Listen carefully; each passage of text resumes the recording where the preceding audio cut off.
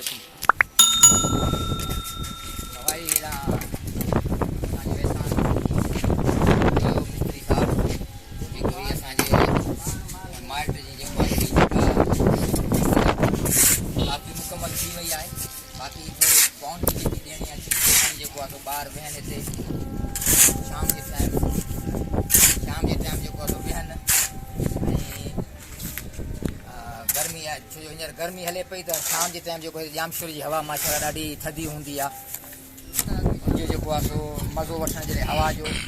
मथे वेहनि जे करे बाउंड्री पिया ॾियनि छो जो साम्हूं जेके घर आहिनि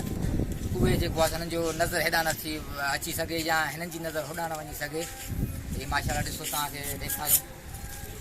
असांजो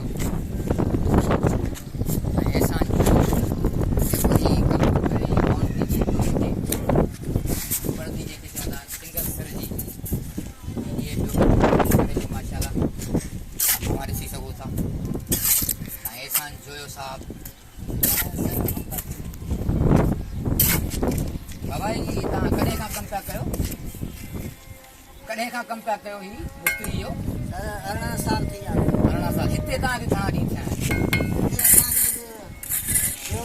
टियों ॾींहं माना 3 ॾींहंनि में ही तव्हां माशाल्लाह जेको आहे सो ही साईं तव्हांखे ॾेखारियूं त 3 ॾींहंनि में ॾिसो हे जेकी दीवार साईं खई आहे 3 ॾींहंनि में माशाल्लाह माना तमामु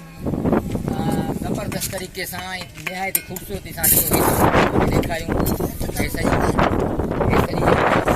ऐं हिकिड़ो ॾींहुं हेठि बि कयो माना हीउ तव्हांजो 2 ॾींहंनि जो कमु सही आहे पर हिन खां पोइ वरी हाणे हीअ पासे जेकी साम्हूं वारी भित आहे इहा बि खणंदो दरवाज़ो अच्छा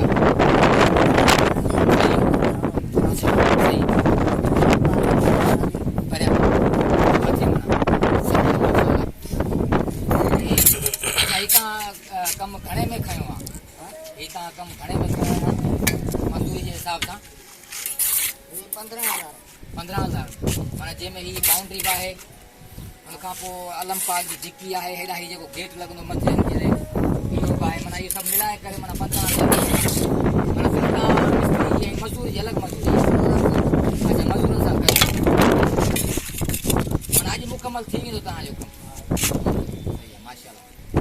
हालनि तव्हांखे हाल वाल ॾिनोसीं तव्हांखे ॾेखारीसीं माशाल्लाह हीअ असांजो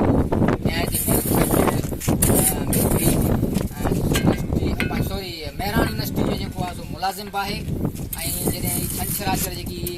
यूनिवर्सिटी जी मोकल हूंदी आहे तालीमी इदारे मां पोइ महिनत कश माण्हू आहे हयाती जी असांजी दुआ आहे वॾी महिरबानी नाज़रीन तव्हांजी